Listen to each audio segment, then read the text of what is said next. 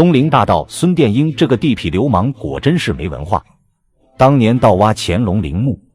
被他踩在地上嫌棄的裹屍布，竟然被後人拍賣出 1.8 億天價。如果说现在的孫殿英還在世，會不會從棺材裡爬起來扇自己2個大耳光呢？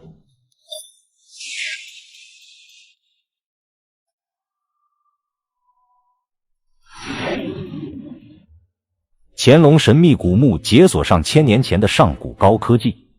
至今难以模仿，其中殘存的中華古蹟更是震驚世界，顛覆了現如今人們的認知。那麼今天就帶大家看看乾隆這位千古一帝裹屍布的奧秘。保持你的好奇心，點個關注，點個讚。我們接着往下看。孫殿英這個地痞流氓果真是沒文化。他將乾隆在盜取乾隆陵墓的時候，孫殿英把包括乾隆在內的3個清朝隨葬品最珍貴、最奢侈的清东陵給安排得明明白白。而在乾隆的陵墓裡面，孫殿英因為搜羅到了許多的珍寶，對於乾隆身上的那件裹屍布表現得不以為然，所以在結束了自己的盜墓行為後，這條裹屍布讓孫殿英正眼都不看一下，卻在幾十年後的拍賣會中讓眾人瞠目結舌的價格成交了。當然也不能完完全全怪孫殿英不識貨，因為相对於玉陵滿墓室的金銀珠寶，的確這個裹屍布在當時不太起眼，所以孫殿英也不會想到，這個自己壓根就看不上的裹屍布卻是實實在在的一件珍寶。單純從來歷而言，就是漢藏接觸的有力見證者。這塊所謂的裹屍布由藏的活佛制作，然而作為珍貴的禮物贈送給乾隆。作為禮物接受者的乾隆對於這塊遮布也是十分重視和喜歡，並且所謂的遮布也是廣義的說法。此物的学術名字叫做陀羅尼經被。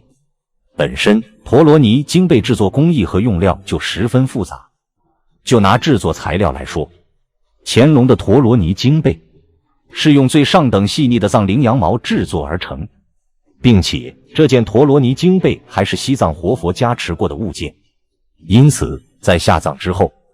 陀羅尼经被也被乾隆一塊帶到了自己的墓地裡面。無論是從自身的價值還是相關的人文價值來看，這件陀羅尼经被都是一件無價之寶。雖然在進入清東陵之前，孫殿英翻閱過李蓮英的《愛月軒筆記》，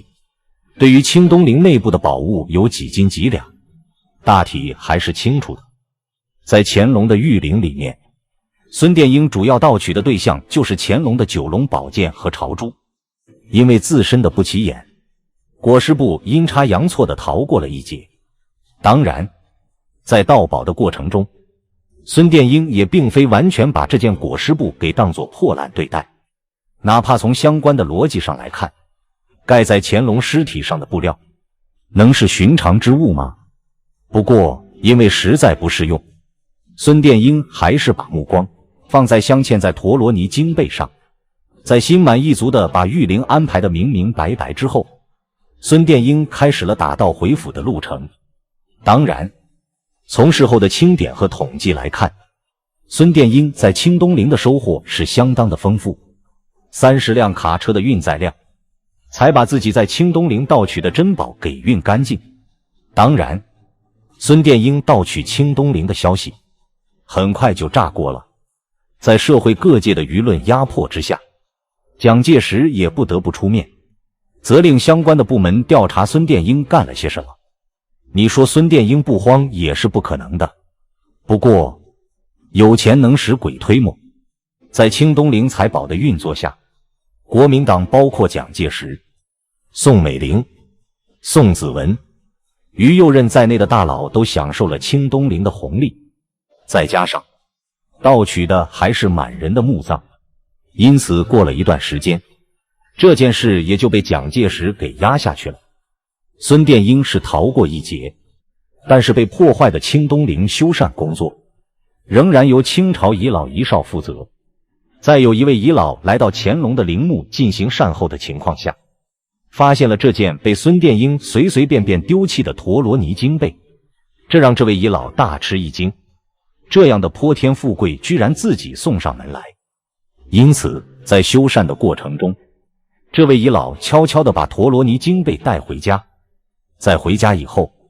因為害怕再次掀起大風大浪，於是這件经被被縫制在一件袈裟裡面，甚至連他的家人都沒幾個人知道。當然，這件经被是怎麼被藏了這麼多年，的確沒人清楚。時間一直來到了新世紀的2005年，在北京地區的一個拍賣會上，這條经被也被拿出來拍賣。一位業餘收藏家偶然間發現了這條经被，起初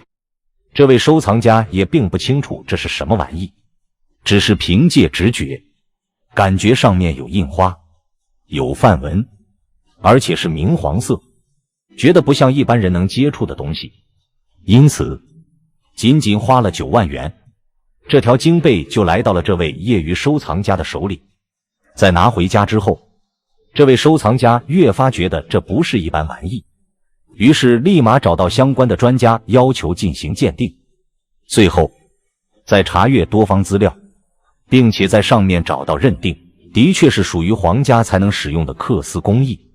以及相關的羚羊绒之後，最終專家們做出結論，這件看似普通的遮布的確是當年玉陵裡面乾隆的裹屍布。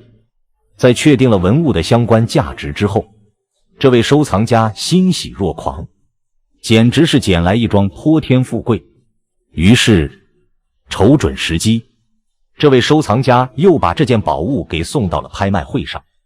雖然在一開始，這位收藏家對於拍賣會給出的報價並不滿意，但是就在第2次上拍的過程中，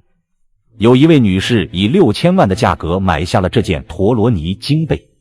僅僅過了2年之後，